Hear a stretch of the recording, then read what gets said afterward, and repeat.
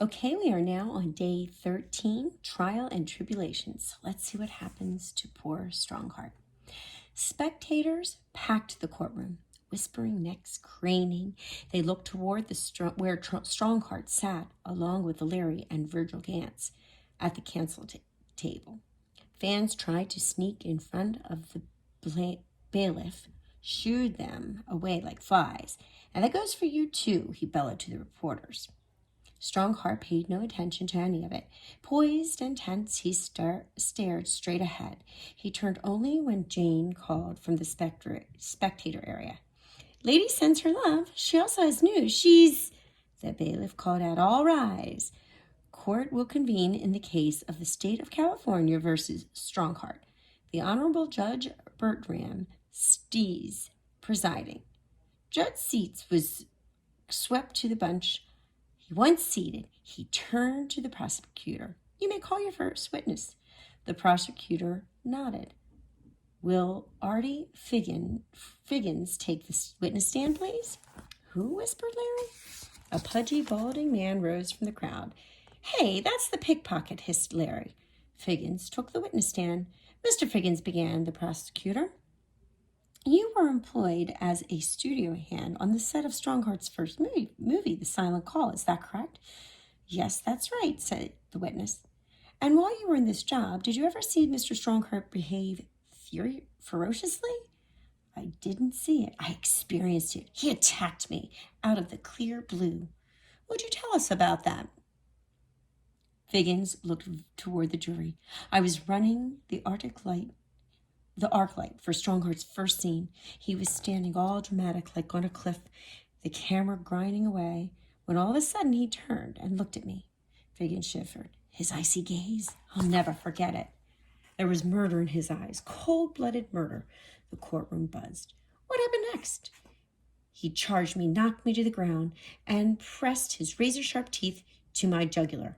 I'm telling you, a few more seconds, and he'd have ripped my throat out. Thank you, Mr. Figgins. One final question. In your opinion, is Strongheart capable of consuming a child? Capable, replied the witness. Why, I'd be surprised if he hadn't eaten dozens of kids already. Spectators gasped. Reporters scribbled ferociously. And Larry leaped up. Objection! You can't make an objection, Mr. Trimble, said the judge. You are not a lawyer. But that man's a thief, cried Larry. He was stealing on the set. He's holding a grudge because Strongheart caught him red-handed. None of it happened the way he said. The judge hammered his gavel. Sit down or I'll have you removed from my courtroom. But Strongheart gave Larry's sleeve a tug. Still sputtering, the director sat. Now the prosecutor began calling a string of surprising witnesses. Ed Brady took the stand. Yeah, sure, I was knocked around by Strongheart on the set. That's right, he did shred my costume in his teeth. Was I scared off that time? Terrified. But he was just acting vicious. The dog's a great actor, for Pete's sake. How do I know he's not really a fierce dog pretending to be nice? Ed shrugged. You got me. I guess I don't. At the council table, Strongheart hung his head.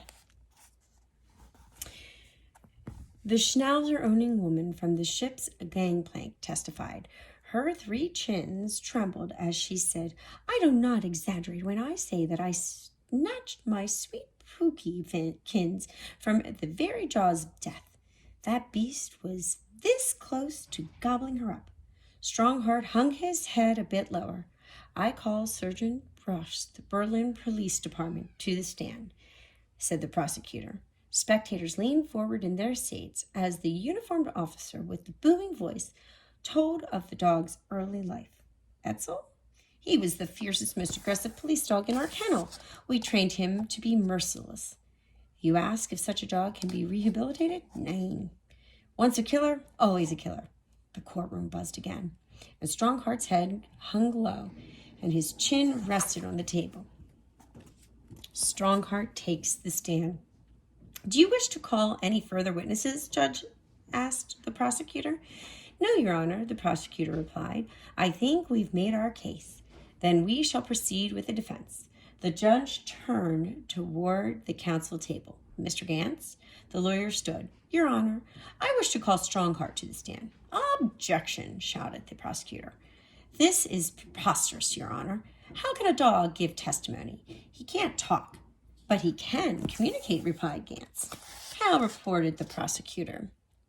"In the same way, he communicates with millions of moviegoers each and every day," replied Gantz, "through expressions and gesture." The judge pondered for several moments. "I'll allow it," he said finally. "Your Honor," began the prosecutor. The judge cut him off with a sharp rap at the gavel. A hushed babble of excitement rose from the courtroom, and Strongheart came forward. He hesitated before taking his place in front of the judge's bench. Looking out across the courtroom, he trembled, and a soft whine escaped his lips. This was the big scene. You can see Strongheart here. Gantz approached. "Would you tell us, in your actions, what happened that morning in the train tunnels?" Strongheart did not respond. He sat still, a stone still, not a muscle twitched. At the counsel table, Larry squeezed his hands together. "Come on, boy," he muttered. "You can do this." Strongheart looked down at the floor like he was trying to remember. The courtroom held its breath and waited. At last he stood, sweeping his nose back and forth in a wide arc. He sniffed along the courtroom floor. "So you searched for the girl by following her scent?" interpreted Gantz. "Did you find her?" Strongheart wagged his tail wildly. He yipped with joy. "I'll take that as to mean a yes," said the judge. "But if you found the child, why isn't she with us today? What happened?" Strongheart's demeanor changed. His eyes took on a savage look, and his lips curled back, exposing sharp teeth. He crouched, ready to spring, as a deep throat growl rumbled from his throat. A shock gasped round across the courtroom. "The dog was just proving my case," declared the prosecutor. "Look at him, a killer." "Your Honor," argued Gantz, "the dog is simply reenacting his behavior in the tunnels that day. Obviously, he encountered some sort of threat or danger down there. Is that correct, Strongheart?" "Woof, woof, woof." Objection, cried the prosecutor. Again, "He's putting words in the dog's mouth." "Overruled," snapped the judge. Leaning over the bench, he asked, "What happened next, Strongheart?" The dog mimicked desperation. Rushing forward, he leaped, snarled, sniffed, whirled. "Are you telling this court you believe someone else was down in the tunnels that day?" asked Gantz. "And this person took Sophie?" Strongheart wagged his tail. "Yes, that dog's a liar," shouted Mrs. Bernard, rising from the crowd. "A low-down, doggone liar," chimed in Mr. Bedard. Larry sprang out of his chair. "You take that back. Give it to them, Larry," hollered Jane. She boxed at the air. The judge banged his gavel. "Silence! They can't badmouth my dog like that. Why, I oughta—" "Sit." Red-faced and breathing hard, Larry grudgingly obeyed. So did the others, but not before Jane poked and her tongue out at Mildred Bedard. The judge pretended not to see. Instead, he returned to Strongheart. "What happened after you lost the girl?" Strongheart demonstrated. Once again, he sniffed along the floor, pantomiming his search for clues. At the evidence table, he stopped. Only one item sat on the table: Sophie's big yellow hair ribbon. Strongheart took it in his mouth, just as he had found it lying on the tunnel floor. With heavy steps, he carried it back to the bench and laid it on the judge's feet. His ears lay flat, his tail sagged, his eyes were downcast, as if there was a weight in his soul. "A powerful performance," drawled the prosecutor, "but it still doesn't answer the most important question. What happened to little Sophie Bedard?" His words chilled the courtroom into silence.